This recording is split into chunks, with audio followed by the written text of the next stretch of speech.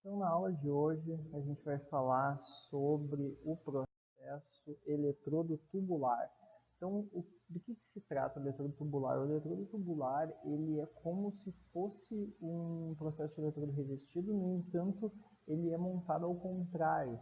Então, a parte da carga metálica, né? Então, o metal mesmo, ele vai ficar do lado de fora e o fluxo, a parte que vai fundir, formar score e proteger, fica pela parte de dentro, certo? Então, isso acaba acarretando algumas diferenças, né?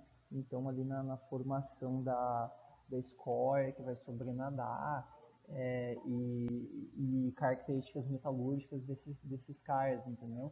Então, o que acontece? Quando acontece a fusão, acontece uma mistura mais eficiente, então a gente consegue ter trocas entre o fluxo e a carga metálica mais eficientes. Então, a gente consegue não, a gente precisa colocar desoxidantes, a gente pode colocar elementos de liga, e aí a gente ainda pode combinadamente usar esse eletrodo tubular com uma proteção de gás, certo? E aí a gente tem dois tipos, né, de eletrodo tubular, então que é o autoprotegido, que vai ser apenas o eletrodo tubular, e aquele com proteção adicional, que a gente vai ter a proteção gerada pelo fluxo do eletrodo tubular, mais um gás como se fosse na MIG. Tá? O que acontece? Esse CAR ele tem uma alta taxa de deposição se comparado com o eletrodo revestido. Então, porque a gente vai reparar que tem algumas diferenças que a gente precisa tomar cuidado,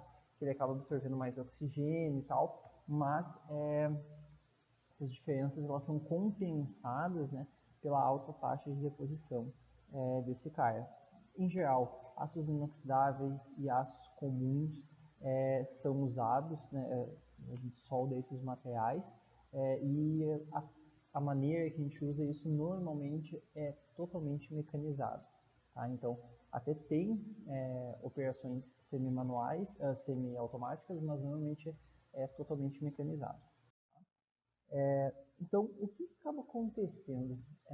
Esse fluxo ele vai ter duas funções de proteção. Tá? Ele vai gerar escória, tá? Então essa é uma maneira. Então a escória é sobrenada do metal fundido, protege, e também é adicionado elementos que geram gases que causam, né, a formação de uma atmosfera protetora. O que acontece? A gente tem que, e a gente pode soldar com todos os modos de transferência de massa são possíveis de ser atingido com essa técnica. Só que se a gente usar o modo aerosol ou modo spray, a gente tem que tomar cuidado para não usar fluxos que gerem muitos gases. Por quê? Porque como o spray é um modo de transferência mais agressivo, né, mais rápido, a gente vai gerar muito salpico se a gente tiver muito gás sendo formado ali, certo? Então, aí acaba que se a gente for usar o modo aerosol, é interessante que a gente use um modo de proteção com o auxílio, né, do gás. Então, mas qual que é a vantagem de a gente usar o fluxo autoprotegido, né? O autoprotegido é quando não tem gás adicional de proteção. Primeiro, custo, certo?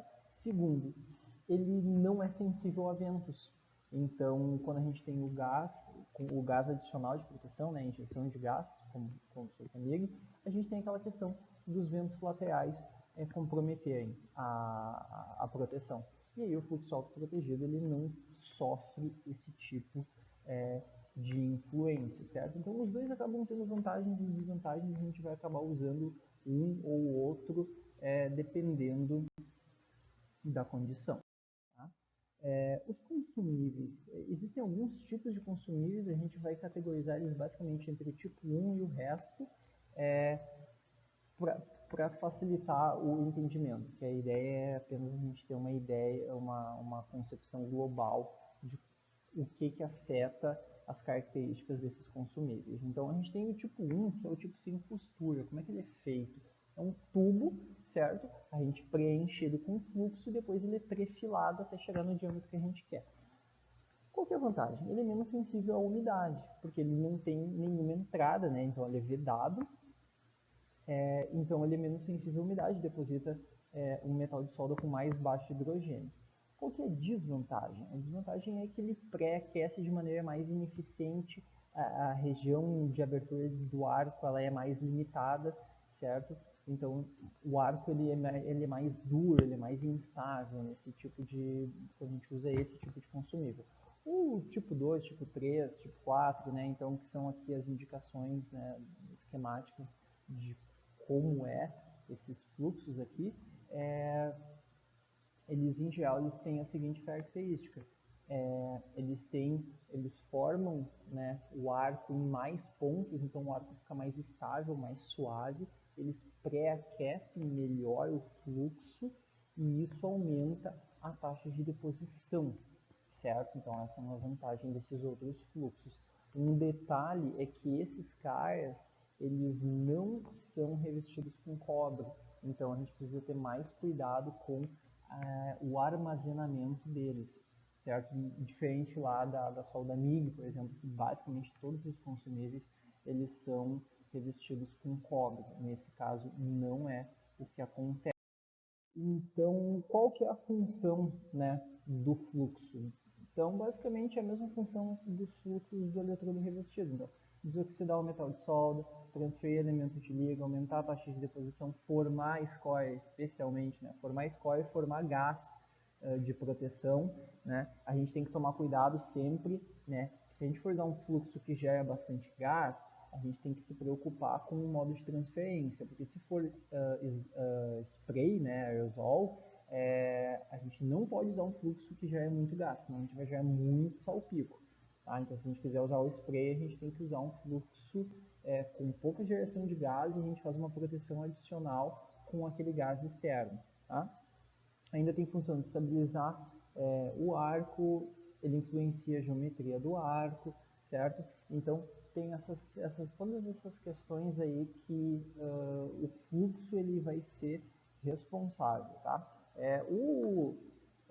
Uma outra vantagem, né, do fluxo autoprotegido é o que?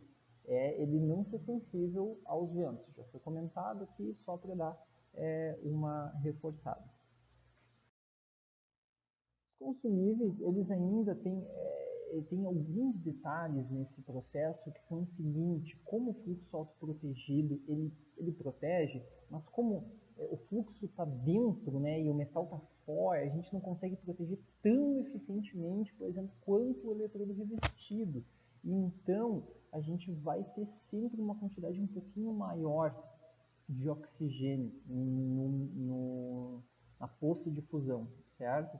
E aí, o que acontece é que a gente tem que se preocupar em colocar elementos desoxidantes, certo? Então, quando o fluxo ele tem uma tendência mais oxidante, acaba que a gente tem que colocar outros elementos de liga, como o níquel, para a gente garantir a tenacidade, porque a gente não consegue se livrar de todo o oxigênio, certo?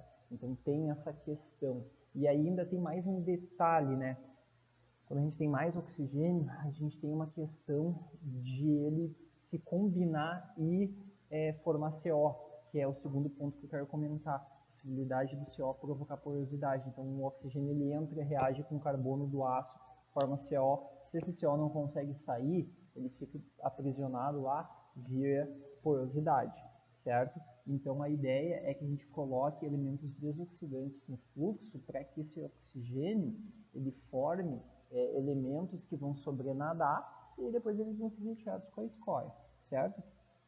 Mas um outro detalhe é que a gente tem uma variação um pouco maior do carbono, né, na região soldada do que os outros processos, justamente por essa questão do oxigênio, certo?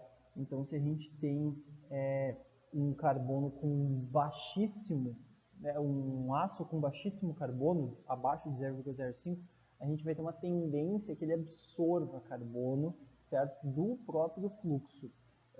Se o carbono do aço já for aproximadamente 0,1% ou mais, a tendência é que ele perca carbono em função da reação com o oxigênio. Tá?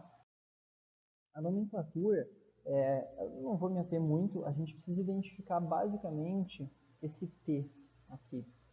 T indica que ele vai ser um eletrodo tubular. O resto a gente vai ser a mesma coisa. O segundo algarismo vai ser a resistência e tração do metal vezes 10.000 PSI, depois a posição de soldagem, então 0 é para plano horizontal e 1 é para todas as posições, que inclusive essa técnica consegue soldar em todas as posições. E aí depois do hífen a gente tem características operacionais, certo? E por hoje é só.